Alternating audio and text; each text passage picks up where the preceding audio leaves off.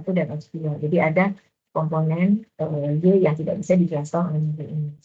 Tapi di sini ya X-nya itu enggak, di dalamnya itu diasumsikan tidak ada error. Errornya itu di sini ya, error model. Sementara kalau di SEM, nah itu nanti ada tipe ubah indikatornya itu, gitu ya.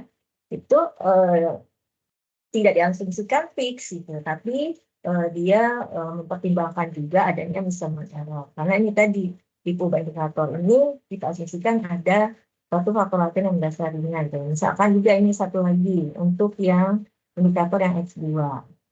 Jadi misalkan untuk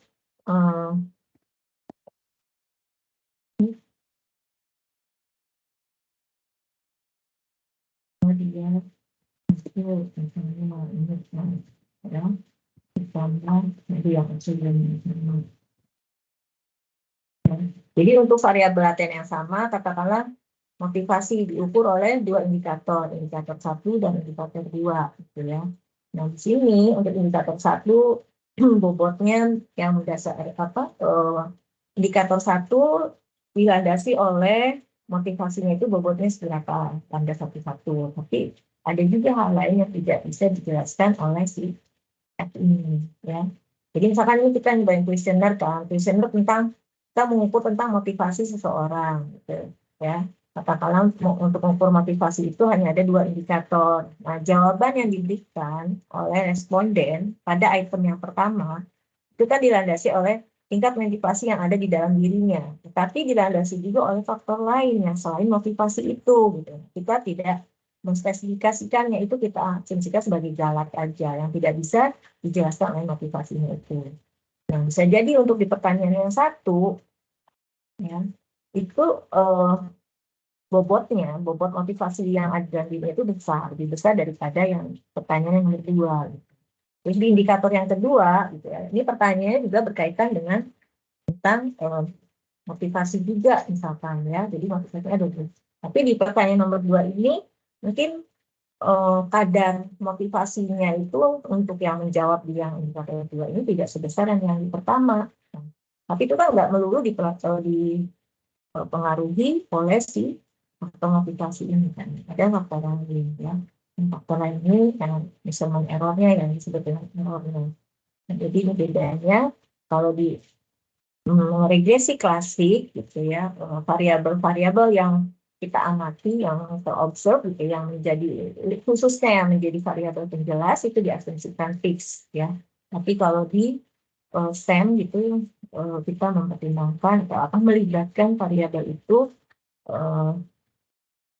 maka dipengaruhi oleh adanya measurement error gitu kan itu.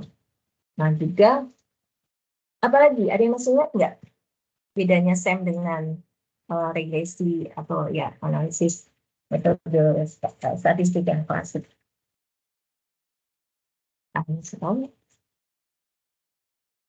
Nah, itu ada jawab. Ingat nggak? Apalagi sih kekhususannya SEM itu?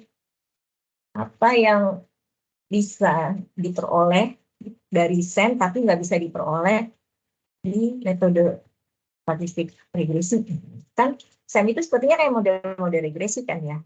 Nah, tapi apa perbedaan utamanya gitu di yang SEM dengan yang di regresi biasa? Saya bisa jawab.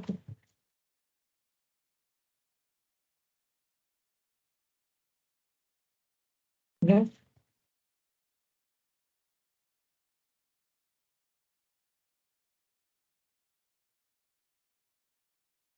Nah, ini ngantuk.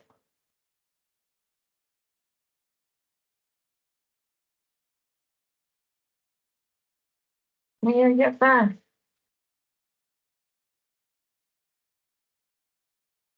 Ya, karena di semua ya. Nataya, mana Nataya? Ada nggak Nataya?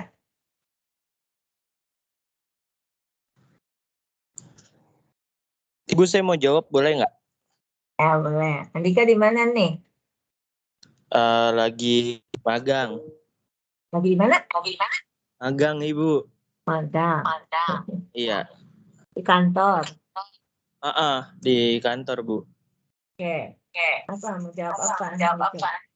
Tadi pertanyaannya terkait ini kan ya, Bu ya, bedanya SEM dengan regresi biasa gitu ya. Ya.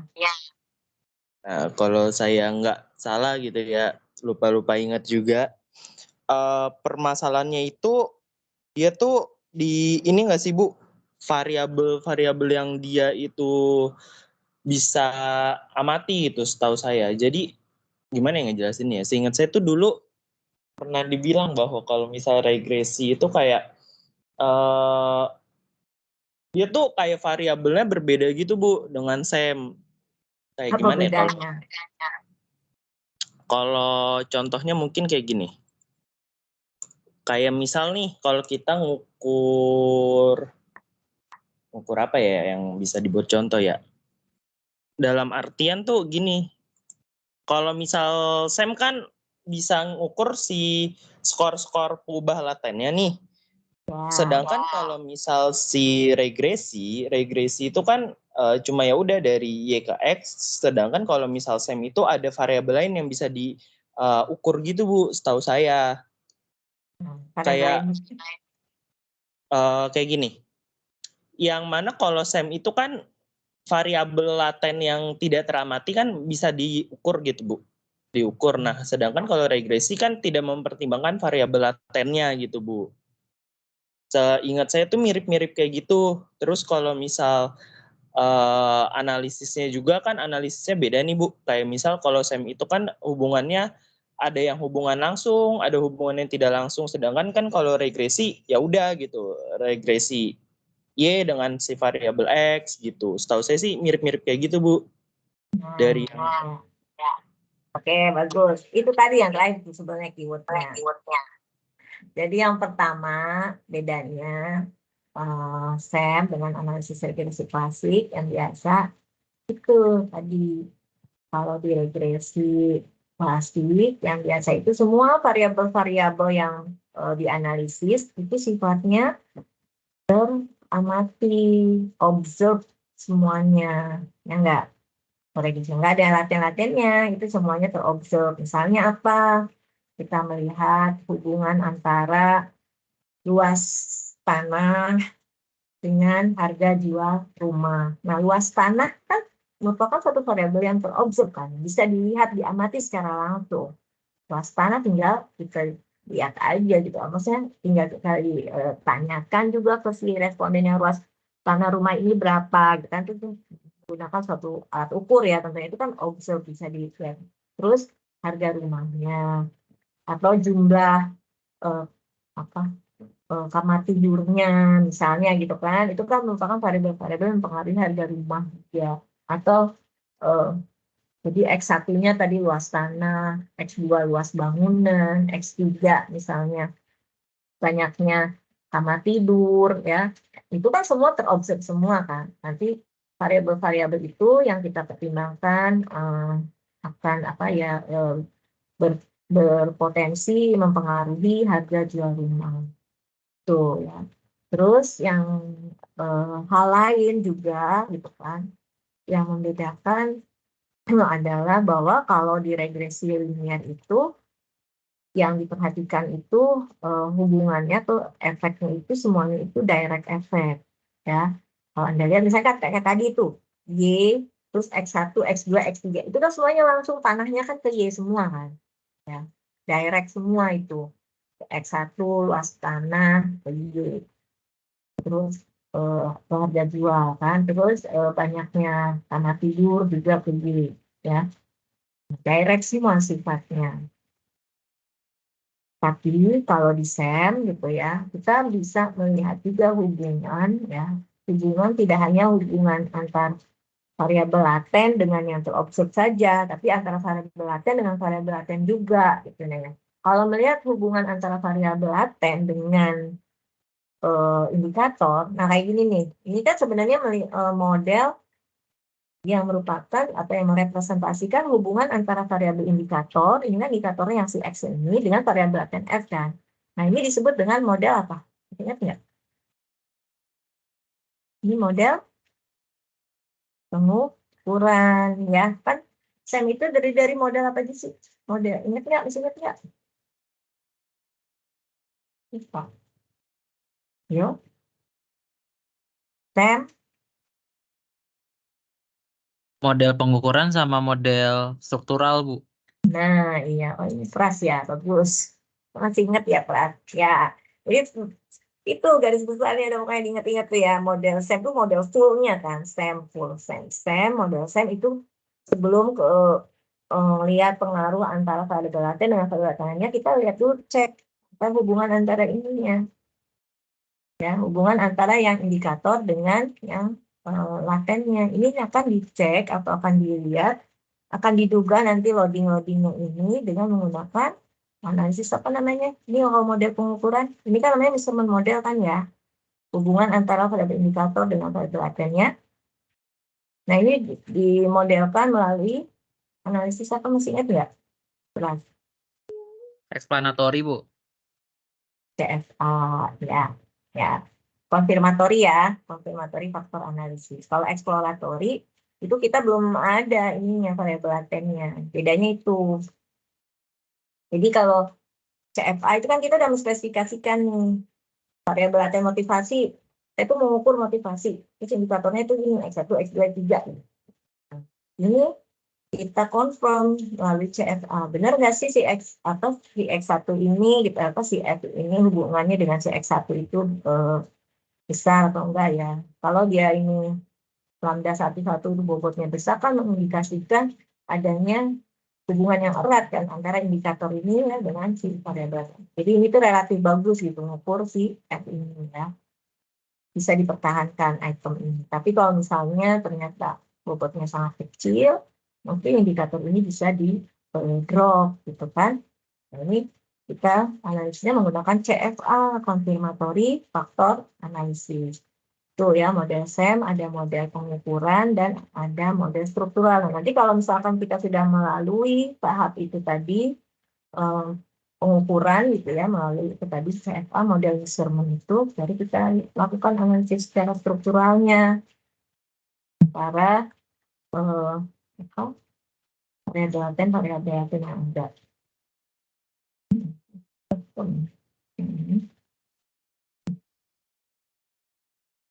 Nah, ini pasti kalau ini kan lihat kotak semua ya, berarti ini.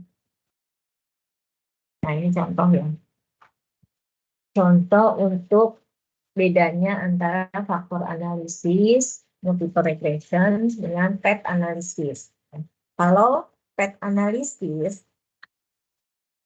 itu juga sama, memungkinkan adanya indirect effect. Nah, kalau di multiple regression itu semuanya direct ya.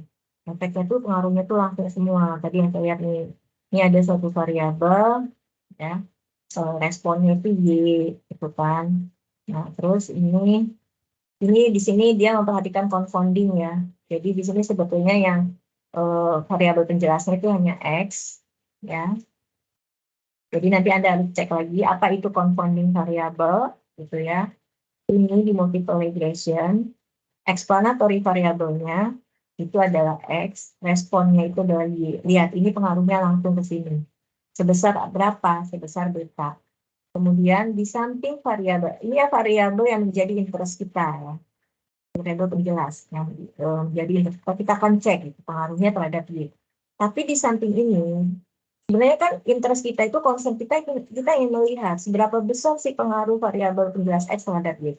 Tapi di samping ini ada suatu variabel lain yang memungkinkan juga mempengaruhi Y. Cuman ini tuh sebenarnya nggak menjadi interest peneliti gitu. Ini nggak menjadi interest kita gitu. Yang menjadi interest kita itu adalah ini ya. Nah, ini yang bisa disebut dengan confounding gitu. Ini ada confoundingnya, ada juga tuh jadi misalkan gini, kita melihat ya pengaruh antara ini performa apa ya, ujian lah, hasil ujian UAS gitu, UAS FATMAT gitu, UAS FATMAT 1 dengan ininya rata-rata belajar per minggu gitu ya, rata-rata belajar FATMAT per minggu. Kita itu konsen kita ingin melihat seberapa besar sih ininya nih pengaruhnya di beta-nya, beta 3-nya ya.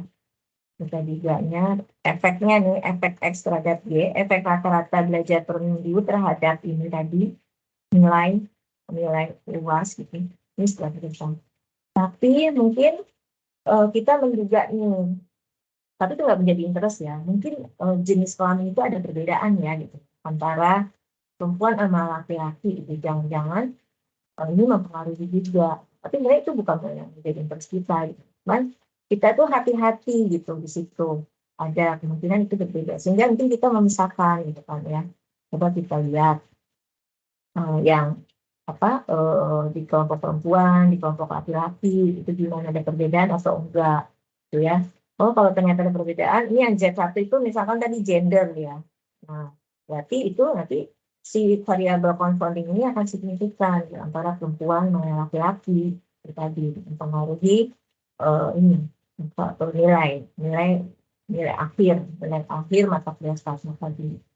Mungkin selain gender ada lagi yang variabel lain yang mungkin ya, tapi di luar interest ya, dan itu yang mungkin bisa mempengaruhi apa, misalnya buat dia confounding pada ini selain jenis kelamin, misalnya apa, tempat tinggal gitu ya, dia statusnya itu anak kos atau bukan gitu misalkan ya. Jadi si Z2-nya ini status mahasiswa itu anak kos atau bukan, atau yang Z3 ini confoundingnya tapi kalau ini ada ini ya nanti, jadi jangan dikacaukan. Kalau misalnya variabel-variabel ini semua menjadi perhatian kita, itu bukan confounding. Ini semua bisa masuk sebagai XX juga. Kebetulan ini dalam penelitian ini kita tuh cuma interestnya sama ini aja.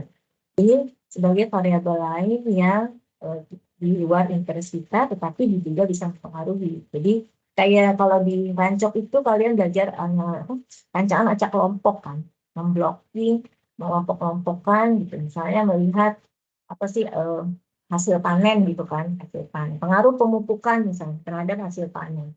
Terus kalau kita menduga ada misalnya letak di bagian hulu atau hilir atau bagian tengah itu berbeda, mungkin kita akan membagi petak-petak itu gitu.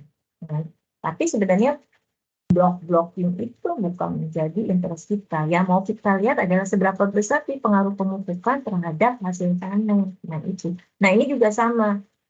Kalau variabel-variabel ini sama interestnya, menjadi interest kita gitu ya, kita ingin juga melihat berapa besar sih pengaruh efek ini gitu kan. Ini akan menjadi variabel penjelas yang tipenya kategori. Tadi kan ini jenis kelamin, saya bilang kan. Terus ini apa tadi anak kos atau bukan gitu kan.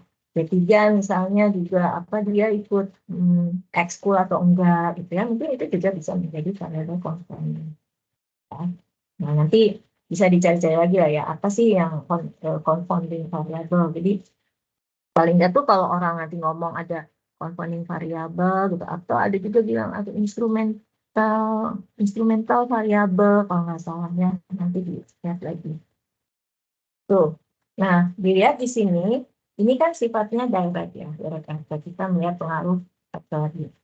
Nah, ini kalau untuk faktor analisis, kita melihat hubungan antara variabel laten dengan tadi yang variabel-variabel indikatornya di sini kan. Nanti kita akan lihat berapa besar bobot ini variabel laten ini terhadap indikator yang satu.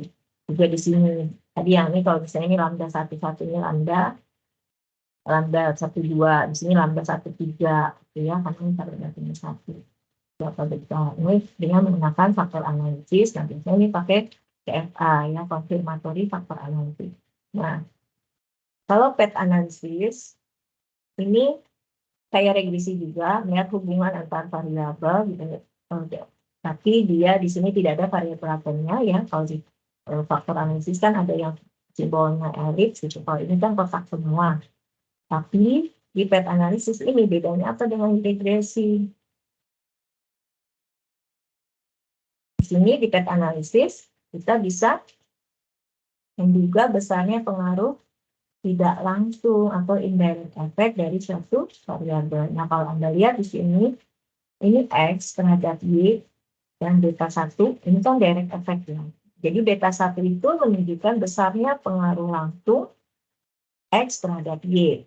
Ya. Kemudian beta 3 besarnya pengaruh langsung Y terhadap Z. Beta 2 besarnya pengaruh langsung X terhadap Z. Nah sekarang besarnya indirect effect. Besarnya pengaruh tidak langsung X terhadap Z berapa? Ini ya beta 1 dikalikan beta 3. Ya.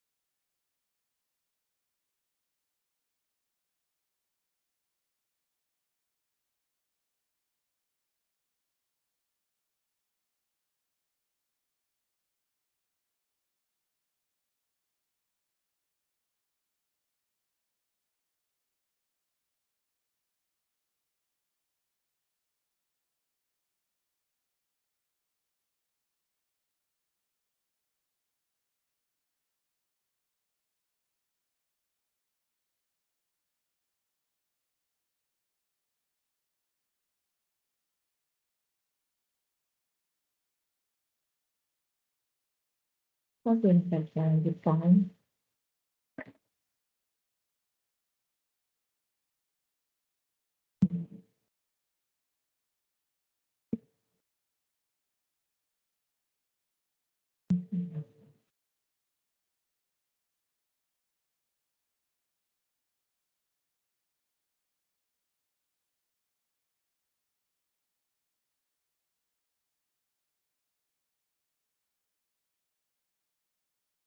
Ya.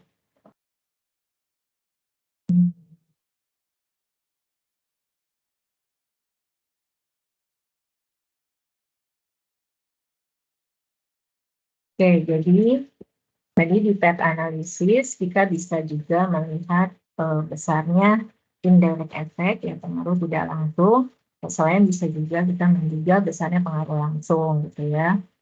Nah, itu ya. Jadi kalau ditanya nanti apa sih yang mencirikan ya apa ciri khasnya dari sen itu bisa manfaatnya untuk apa gitu kan. Pertama tadi saya bisa digunakan untuk menganalisis hubungan antara variabel-variabel yang sifatnya laten gitu kan. Terus yang kedua di dalam sen kita bisa menduga gitu ya memperoleh informasi besarnya pengaruh langsung maupun pengaruh tidak langsung ya dari satu variabel terhadap variabel lainnya gitu kan. Nanti kita bisa juga lihat ini indirect effect X terhadap Z itu sifatnya signifikan atau enggak. Nah di sini kalau kita lihat ini variabel Y itu kan menjadi di antara X dan Z kan. Ini yang nanti disebut juga dengan variabel antara atau mediator gitu kan, mediator. Nanti kita akan lihat ada variabel antara itu, ada mediator, ada moderator. Nah, apa sih mediator, apa moderator itu nanti ini akan dibahas ya di SEM ini, di SEM 2 ini ya, di MTS 2 ini. Analisis mediasi, analisis moderasi gitu kan. Kemudian nanti juga yang berikutnya adalah bagaimana kalau misalkan seubah indikatornya itu kategori. Nah, ini kan malah bahkan seringnya justru ubah indikator itu kategori kan ya di dalam sen itu. Bagaimana yang menganalisisnya? Memang Kalau untuk metode pendugaan parameter maksimum likelihood itu mengasumsikan ubah indikatornya itu continue gitu ya, rate continue. Nah kalau yang ubah indikatornya kategori itu gimana nanti prosedur pendugaannya ya. Ini nanti bisa lagi di explore lagi gitu ya. Kemudian nanti ada ini analisis multi sampel, misalnya kayak ANOVA gitu kan. ANOVA itu kan kalau di metode statistik klasik gitu ya, udah Anda nanti udah belajar juga, kita melakukan perbandingan rataan gitu kan. Mungkin dirancang secara simpel ya. Ini H0 sama dengan mu1 sama dengan mu2 sama dengan mu3. Kita melihat apakah ada kesamaan rata-rata skor atau rata-rata nilai akhir Statnak 1 antara kelas A, kelas B, kelas C gitu kan. Itu semuanya kan observe semua ya. Rata-rata nilai akhir itu kan variabel yang observe. Kita akan bandingkan tadi antara degree 1, kelompok 1, kelompok 2, kelompok 3, kan multi group. Nah ini sama gitu. Ini kita akan lakukan analisis multi sampel gitu ya. Kita lihat apakah ada perbedaan atau enggak, tapi yang dibandingkannya itu tadi melibatkan variabel-variabel laten. Model pengukuran discernment model di grup 1 apakah sama atau enggak dengan model pengukuran di grup 2, apakah sama atau enggak dengan di grup 3. Terus model struktural di grup 1 apakah sama atau enggak dengan model struktural di grup 2, sama enggak di model struktural di grup 3. Kemudian ada topik berikutnya adalah model SEM yang di dalamnya mengandung komponen interaksi. Ya, selama ini model-model SEM yang dibahas itu ya adalah model-model SEM yang mengabaikan ada kemungkinan adanya interaksi, gitu ya. Kemungkinan adanya interaksi antar variabel. Antar variabel indikator kan bisa jadi juga, gitu ya, terjadi interaksi. Nah, nanti ini mungkin bisa dilihat lagi nanti ya bagaimana SEM dengan interaksian. Jadi antar variabel laten, kalau misalnya ini kita mengasumsikannya saling bebas gitu ya. Nah sekarang ini gimana kalau ada interaksi antar variabel laten. Kemudian ini yang model latent growth, ini ada analog dengan kayak model time series gitu. Time series itu kan melakukan pengukuran pengamatan yang berulang gitu ya, dari waktu ke waktu, tapi variabelnya itu kan sifatnya terobserve gitu ya, misalnya apa tukar rupiah gitu terhadap dolar Amerika dari hari ke hari gitu, atau dari kita melihat curah hujan dari bulan ke bulan misalnya kan, itu pengamatan yang sifatnya lebih dari satu waktu. Nah ini juga sama di SEM ada gitu juga, kita mengamati bagaimana tingkat kedisiplinan warga gitu ya dari bulan ke bulan, misalnya gitu kita lihat apakah semakin naik ataukah cenderung turun, apakah bagaimana gitu ya. Jadi konsennya tetap variabel laten, tapi pengamatannya ini dari waktu ke waktu. Itu model-model laten pertumbuhan sering disebutnya dengan latent growth model atau latent change model juga kadang disebutnya itu. Oke, bentar. Nah ini, jadi kalau untuk kita bicara type analisis ini bagus ya. Tidak ada variabel laten ya untuk type analisis. Nah ini tadi yang contoh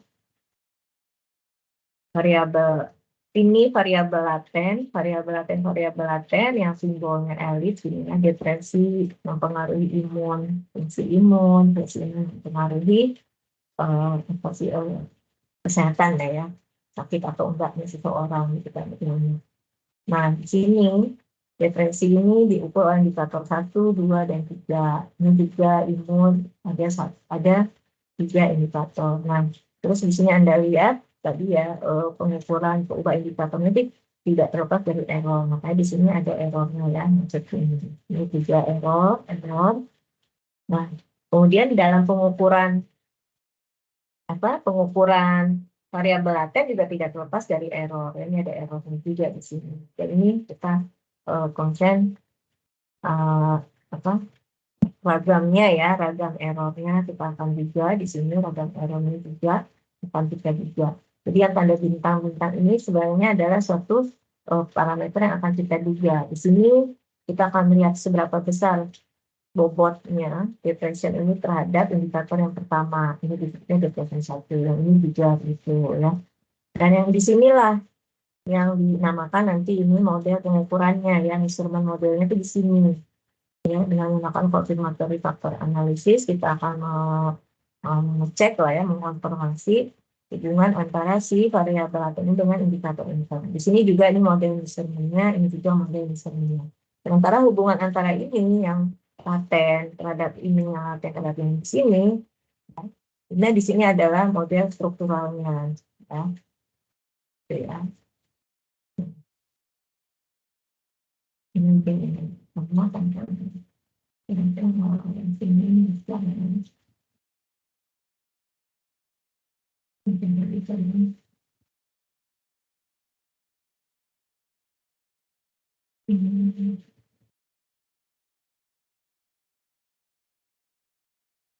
Nah, nama lain dari SEM itu ada juga yang mengatakannya nama lainnya analisis struktur kovarian atau kovarian struktur analisis. Ini nama lain dari SEM, bisa juga seperti ini ya.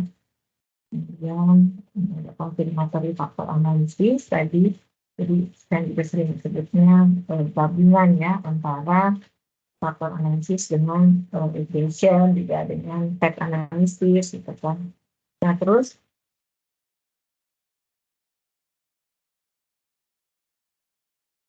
ini antara SEM itu juga didasarkan pada model yang linear ya, secara klasik ya. Tapi walaupun sekarang juga udah banyak dikembangkan, yang SEM-nya bukan model yang linear, gitu kan. Terus ini ya menunjukkan variabel laten dan seterusnya ya, membutuhkan spesifikasi model. Kan kita kan perlu ya di tahap awal itu menspesifikasikan model yang kira-kiranya cocok gitu ya untuk bisa menggambarkan data yang kita analisis. Nah, ini path analisis itu like SEM, seperti SEM, tetapi tidak ada variabel laten. Kemudian di path analisis juga kita melakukan pengujian ya, adanya hubungan yang sifatnya ini direct to arah ya, atau yang tidak ke arah, jadi antara amatan yang terukur dengan yang berubah laten ya. Nah, ini kita bisa juga melakukan itu. Ini tapi maksudnya tantangan kita itu ada di desainnya ya.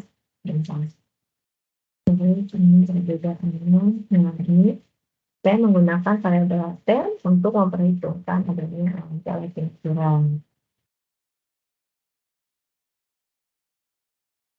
Ini path analisis mengasumsikan semua variabelnya diukur tanpa error ya. Oke.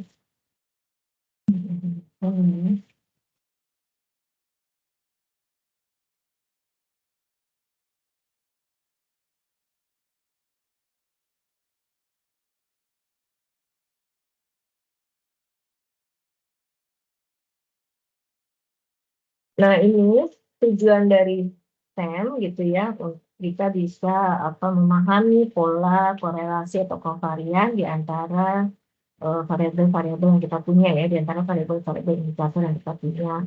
Kemudian kita juga bisa melakukan deskripsi atau penjelasan keragaman ya dengan model yang kita spesifikasikan.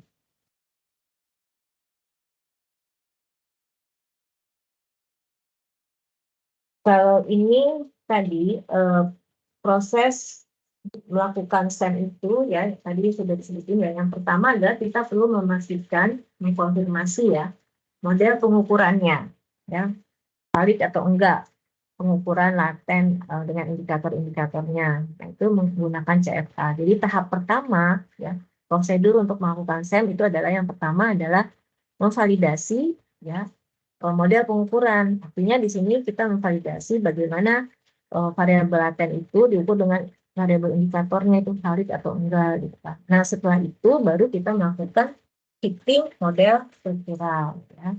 Yang tadi saya bilang model kayak model regresinya lah ya, model yang menggambarkan hubungan antara variabel. Yang tadi juga ya, yang tujuan dari CFA dan type analisis.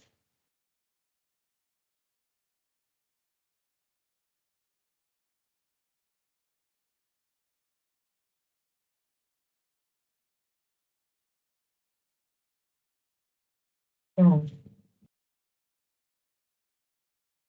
parameter dalam SEM ya.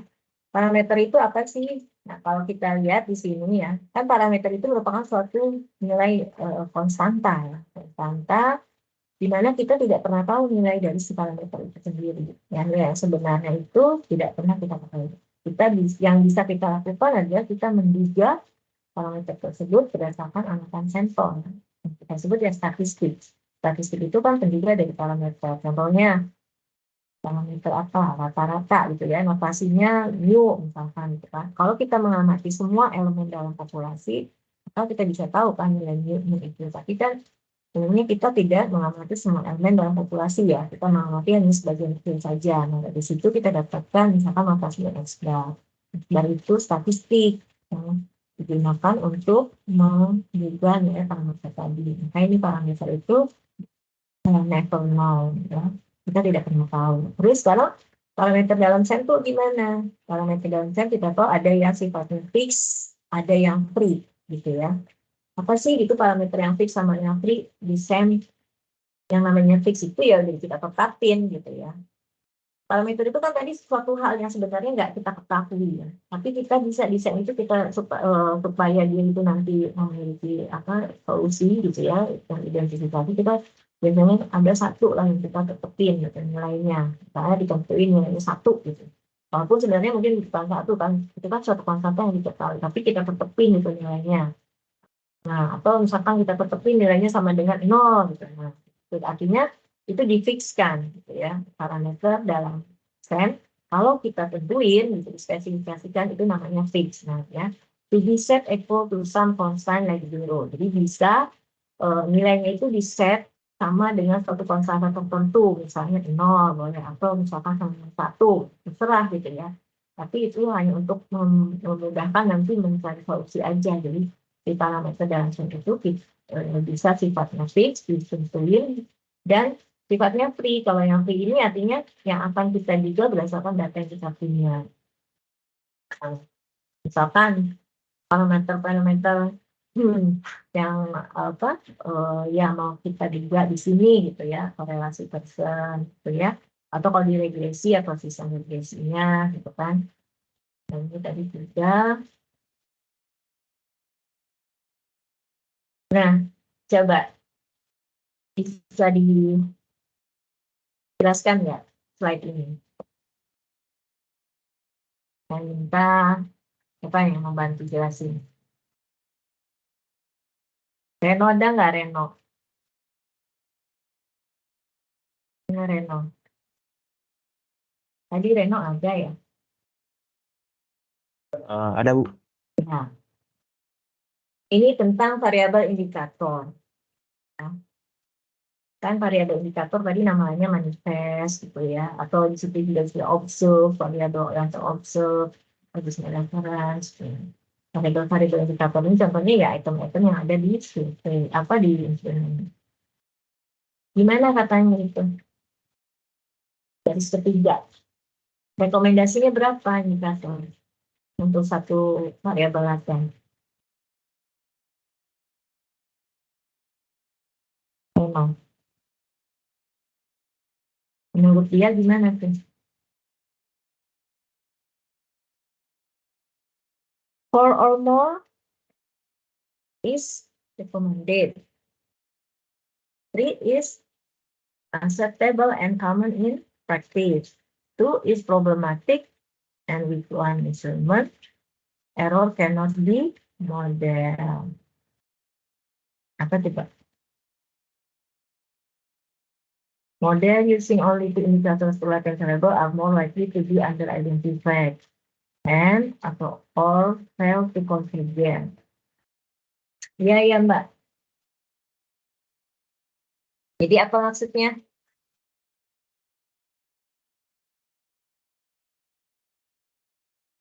Yang bisa jelasin nggak nih dari slide ini?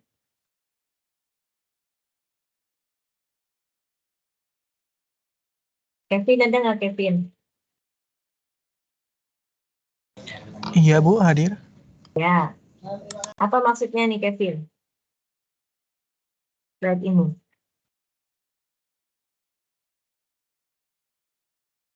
Jadi variabel laten itu rekomendasinya berapa indikator? 4 atau lebih? Kalau lebih 3 boleh nggak? Iya, 3 acceptable dan biasanya dipakai buat latihan.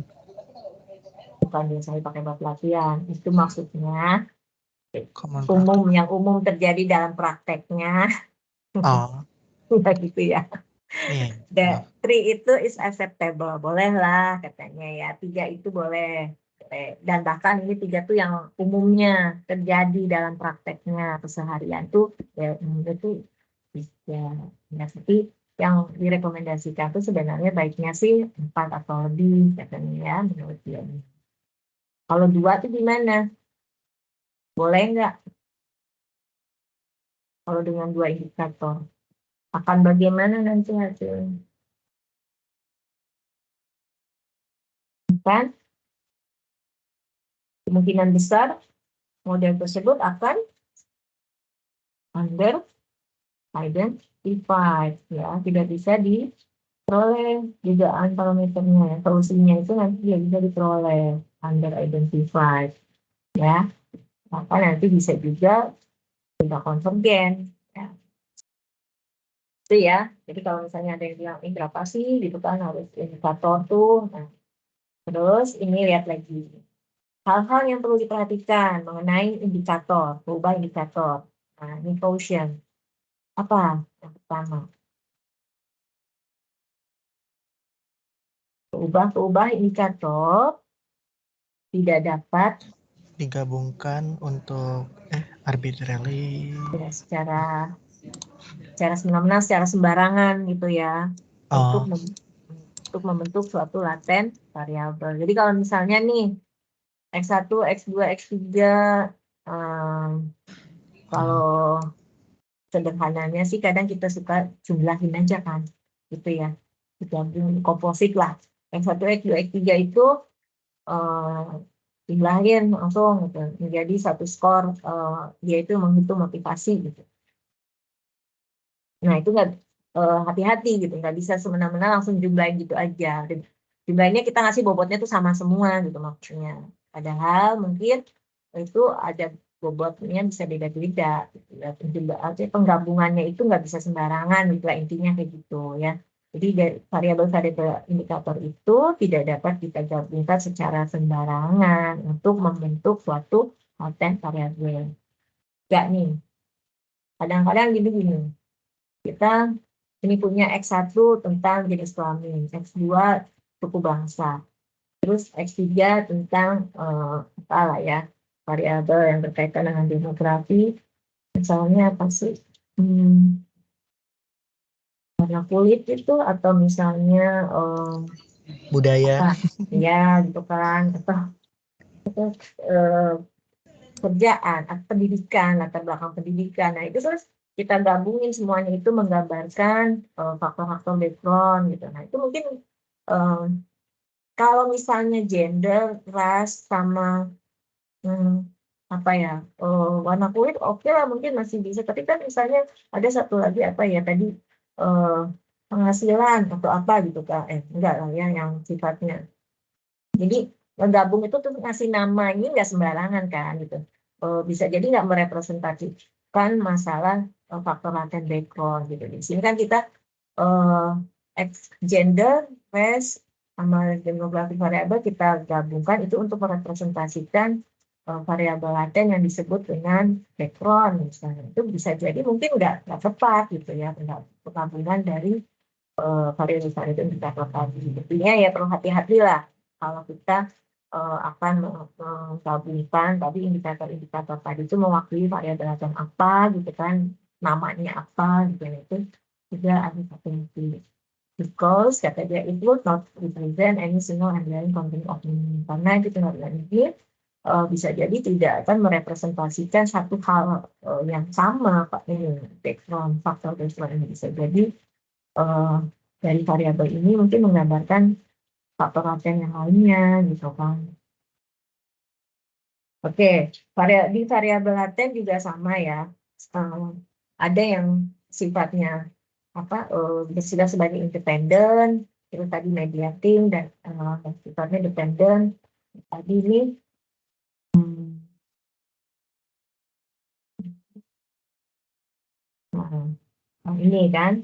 ini kan independen ya terhadap yang ini independen terhadap ini, tapi ini dependen terhadap ini. Kita ingat variabelnya namanya apa tuh kalau di kan ada variabel eksogen dan variabel endogen ya. Jadi yang eksogen itu yang cirinya ya ada panah yang keluar gitu ya dari si simbol elit itu independen lah. Terus ini tadi perantaranya ya. Dan ini udah semua lihat itu simbol-simbolnya. Korelasi kalau kita ada double hybrid arrow gitu ya, ada korelasi atau varian di sini minimum hybrid gitu ya, which is prediction. Kalau ada sesuatu yang hilang itu menggambarkan tidak adanya hubungan ya, atau bisa juga ini teman-teman. Nah ini untuk eksogen tadi yang saya bilang ya, eksogen, endogen gitu kan ya. Oke. Nah, kemudian yang disebut dengan disturbance. Disturbance atau noise ya, atau error lah ya, disebut itu, gangguan. Nah, setiap variabel endogen itu memiliki suatu disturbance atau noise. Ya. Apa artinya? Gitu ya, disturbance ini menggambarkan semua penyebab-penyebab yang tidak dapat dijelaskan. Ya. Ada itu sifatnya kan acak ya, atau misalnya error. Jadi ada keragaman, semua keragaman yang di mana tidak dapat diprediksi, tidak dapat dijelaskan oleh prediktor, oleh si perubahan-perubahan si X tadi. Itu kan disebut dengan disturbance, gangguan error. Bisa disebut juga residual atau error ya, atau yang berimplikasi there are no omitted causes ya, tidak ada penyebab yang dihilangkan gitu ya. Nah, ini disturbance itu juga bisa dipandang sebagai variabel eksogen yang tidak terukur, dan yang sifatnya laten juga, gitu ya. Jadi itu termasuk variabel latennya sifatnya tidak dapat dijelaskan kan, tidak terukur. Jadi si disturbance itu bisa juga dipandang sebagai unmeasured exogenous variabel. Nah, kita dengan disturbance itu tuh memungkinkan kita untuk dapat menghitung persentase keragaman yang bisa dijelaskan oleh setiap variabel endogen ya. Nah, jadi di sini tipe-tipe asosiasi yang ada di SEM ya. Jadi yang direct, indirect, ya sehingga nanti kita bisa menghitung juga jumlah total effect ya. Kita jadi bisa mengetahui besarnya direct effect, besar indirect effect, dan besarnya total effect ya. Ini kalau asosiasi atau korelasi ya larinya ya, persen korelasi atau varian.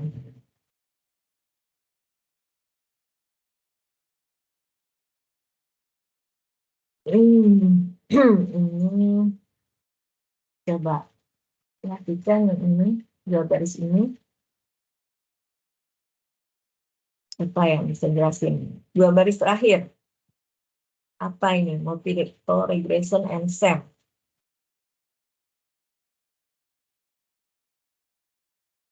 Tira ada nggak Tira? Nggak Tira. Iya, Bu. Ya, Tira. Coba jelasin ini. Ini kan lagi membahas tentang multivector regression dan SEM.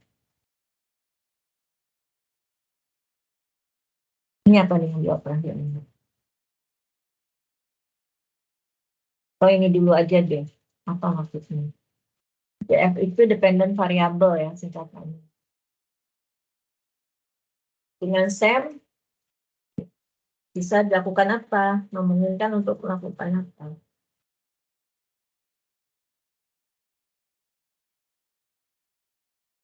Dalam SEM dimungkinkan kita memiliki dependent variabelnya lebih dari satu. Ya, kalau regresi, multiple regression biasa, tadi kan dependent variabelnya cuma satu kan, Y aja kan? Nah, itu enggak. Kalau tadi kan ini bisa lebih dari satu. Nah, ini sebagai dependent variable ke sini. Ini juga ada dependent variable yang di sini. Jadi di dalam set memungkinkan kita memiliki dependent variable itu banyak ya, atau lebih dari satu. Juga kita memungkinkan untuk membandingkan antara grup yang satu dengan yang lain ya. Set itu bisa. Contoh ini. Untuk yang multiple regression, kita punya respon variabelnya ini, Y1. Sama juga kayak tadi kan, setiap yang endogen itu ada disturbannya, ada disturban, ada errornya. Ini perubahan penjelasnya, X1, X2, dan seterusnya. Ini direct effect, langsung ke sini. Tapi di sini variabel responnya kan cuma satu. Kemudian ini ada korelasi antara X1, X2. Ini ada multipolinier kan, berarti kan ya, nggak saling bebas. Ini X3 dan X4 saling dikorelasi. X1 sama X3 juga, dan seterusnya ya. Ini contoh diagram untuk multiple regression. Diagram ini jalur-jalurnya ya. Sekarang, gimana kalau diagram multiple regression dengan STEM?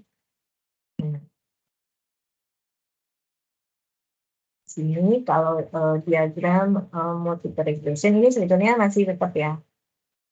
Jadi masih seperti yang sama kayak tadi. Ini semuanya terobserv semua, gitu ya. Agensi nurture mempengaruhi self esteem.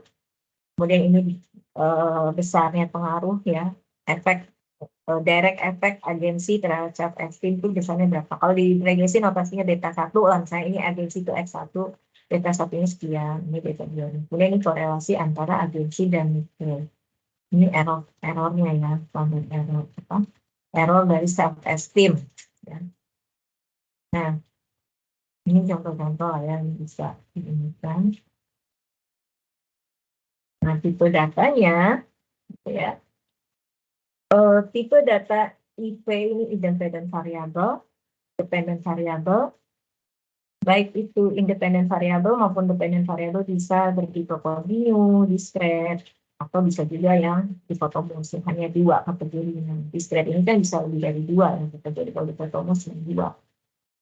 Nah, kalau dependent variabelnya itu kontinu, ya, kita bisa menggunakan model yang mirip dengan analisis regresi, gitu ya. Jadi kalau dependent variabelnya kontinu, ini bisa melakukan analisis regresi yang menggunakan SPSS itu aman.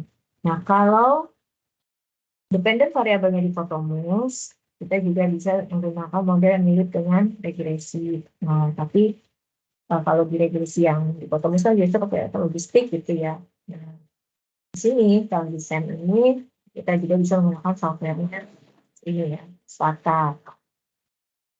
Tapi kita nggak belajar ya software SATA ini, SATA GSRM.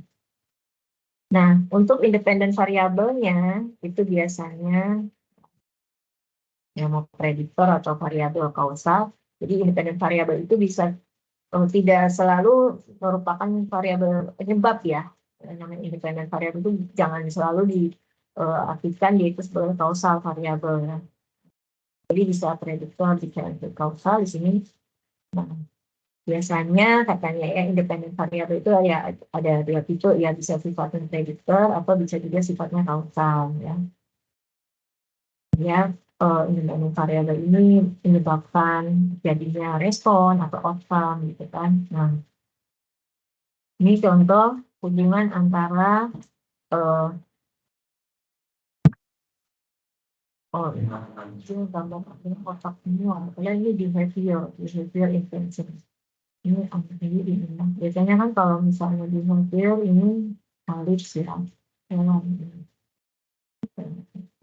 Nah, kemudian ini yang perlu diperhatikan juga,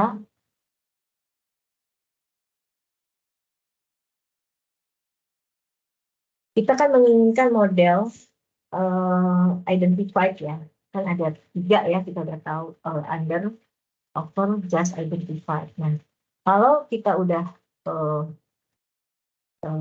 bisa menentukan bahwa model yang kita itu, parameter model itu identified, maka ini kita bisa menggunakan matrik kovarian atau matrik korelasi ya untuk menjaga parameter model. Nah, jadi ingat bedanya juga SEM dengan analisis regresi. Kalau analisis regresi itu kita analisisnya biasanya berdasarkan data mentah ya, raw data. Tapi kalau SEM kita bisa juga analisisnya itu berdasarkan ya inputnya itu berdasarkan matrik kovarian atau matrik korelasi yang nggak selalu inputnya itu raw data. Nah ini, jadi berapa sih yang dibutuhkan, yang disyaratkan ukuran sampelnya? Ini biasanya gitu ya, menjadi sering ditanyakan. Kira-kira ini layak nggak sih gitu ya, penelitian SEM ini yang sudah kamu lakukan, gitu, ukuran sampelnya berapa sih? Gitu. Nah memang SEM itu membutuhkan ukuran sampel yang cukup besar ya, karena kita di SEM itu kan biasanya melibatkan variabel-variabel yang sangat banyak.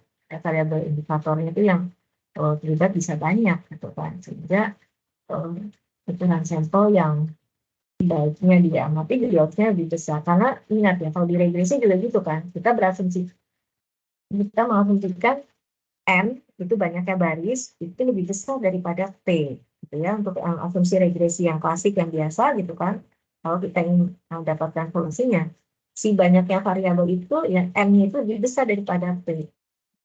Nah, itu banyak dikembangkan metode-metode, ya, di mana N-nya itu cuma sedikit, sementara P-nya itu banyak. Nah, biasanya itu di bidang-bidang spektrum kimia gitu kan, spektrum warna itu sangat banyak, gitu, bahkan bisa sampai ribuan gitu kan.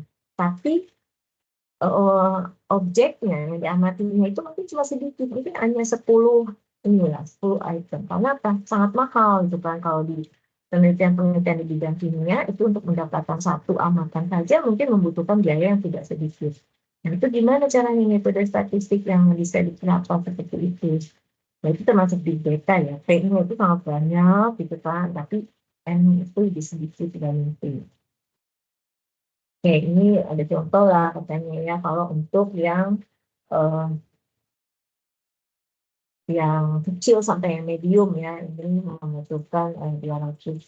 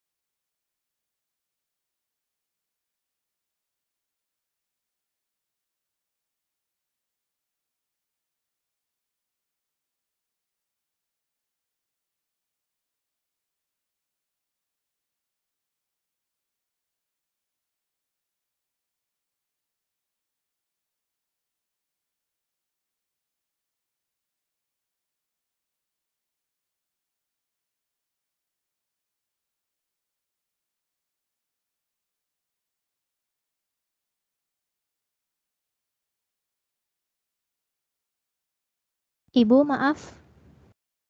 Suaranya masih di unmute ya? Iya, Kasih, saya udah Maaf, ngomong-ngomong. aku juga ternyata enggak, Bu. Iya, oke. Makasih. Terus ini ya, step-step defect analysis. Jadi setelah menspesifikasi model, kita melakukan identifikasi model, ya. Kita cek apakah model tersebut teridentifikasi atau enggak, ya bisa diperoleh solusinya atau enggak. Kemudian kita melakukan fitting model, ya, melakukan pendugaan parameter-parameternya. Setelah kita tahu model kita itu over identified atau just identified, kita lakukan pendugaan parameter model tersebut, ya, fitting model. Ini dapat diperoleh. Nah, setelah itu kalau misalnya modelnya nggak fit, ya kita lakukan spesifikasi ulang, gitu ya. Misal, ini kita memspesifikasikan model begini, gitu ya. Nah, ini untuk yang model akan identified kalau jumlah parameter itu lebih besar daripada jumlah amatan. Ya, jadi banyaknya parameter itu lebih besar daripada banyaknya observation. Dalam PET analysis dan SEM, banyaknya number of observation ini tidak didasarkan pada ukuran sampel, tapi pada banyaknya variabel, ya, banyaknya variabel yang ada di model. Jadi untuk menentukan number of observation-nya, kita lihat banyaknya variabel yang dilibatkan itu ada berapa, gitu ya. Ini ketentuannya number of observation itu K kali K per 1 jadi 2.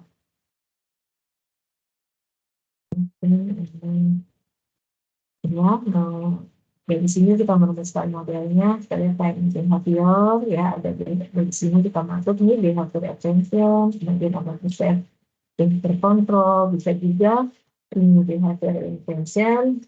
Di sini ini masuk. Nah, kita lihat di sini berarti kan kita punya dua variabel dependent, ya, ini behavior dan juga ini behavior intention, ya. Group endogenous, ya. Untuk setiap variabel endogenous, jadi kita melakukan analisis resolusi di sini. Nah, ini direct effect yang simbolnya merah. Oke. Ini untuk PET analisis. Lumayan bisa nanti dilihat bentar. Masih sendiri. Nah, ini contoh, ya. Jadi modelnya teridentifikasi atau enggak. Ini bentuknya model. Nah, menentukan kecocokan model juga bisa menggunakan chi-square statistik, ya. Ini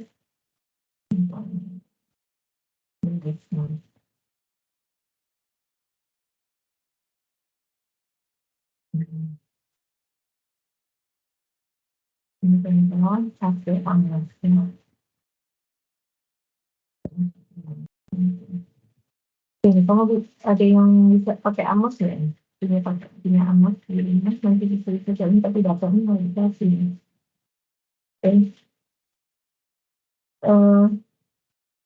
Nisrina nggak? Nisrina ada nggak? Nisrina boleh join belum? Ada yang punya Amos nggak di antara kalian?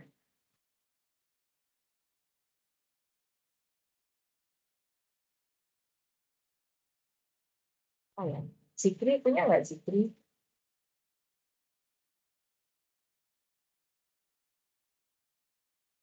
Yang di Pustikom itu siapa sih? Siapa? Zikri bukan ya? Iya, Tapi, Bu. nah, Zikri punya Nggak nggak? punya, Bu. Nggak punya Amos. Oh, nggak punya. Kira saya punya. Ini bisa coba-coba nih, belajar. Nanti coba tanya Nisrina ya. Nisrina punya nggak? Nisrina. Nah, dia ada di... Nisrina belum join ya? Ya lah ya. Untuk kita lanjutkan lagi ya. Mungkin segitu dulu ya untuk hari ini. Ya, jadi untuk yang tadi sih sebenarnya review aja, dia mengingatkan kembali untuk yang kan ini. Nah, saya pengen ini deh. Tadi kan ada tentang ini ya, variabel confounding sama saya bilang instrumen variabel gitu. Coba dilihat lagi gitu ya, apa sih gitu variabel confounding sama variabel atau instrumental variabel, kalau nggak salah instrumental variabel ya namanya. Dan nanti Anda baca-baca lagi ya, itu dicek apa maknanya. Nah, terus satu sebenarnya nanti benar dong gitu ini tanya.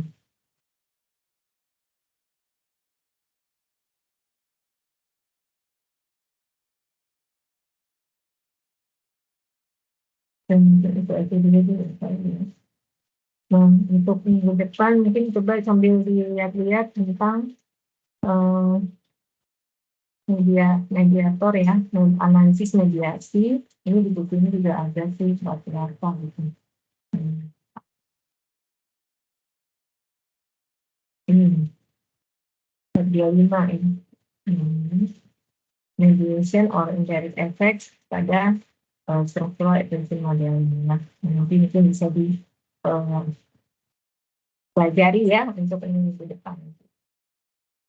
Oke, sampai sini yang ditanyakan nggak?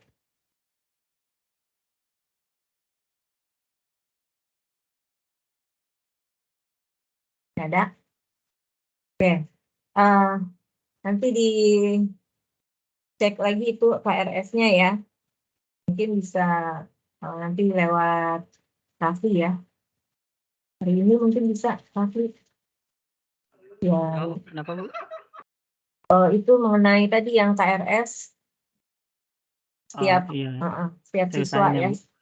Setiap mahasiswanya itu tolong dirinci konversinya ke mata kuliahnya apa aja gitu ya, berapa SKS total konversinya gitu kan, terus berapa total SKS yang diambil dia di semester itu gitu. Apakah 24, apakah 22, tadi kan beda-beda ya. Itu ya. Baik, Ibu. Oke. Nggak ada yang tanyakan? Udah ya. Baik, terima kasih atas perhatiannya. Assalamualaikum warahmatullahi wabarakatuh. Waalaikumsalam warahmatullahi Jangan lupa isi wabarakatuh. link kehadiran ya, link presensinya diisi.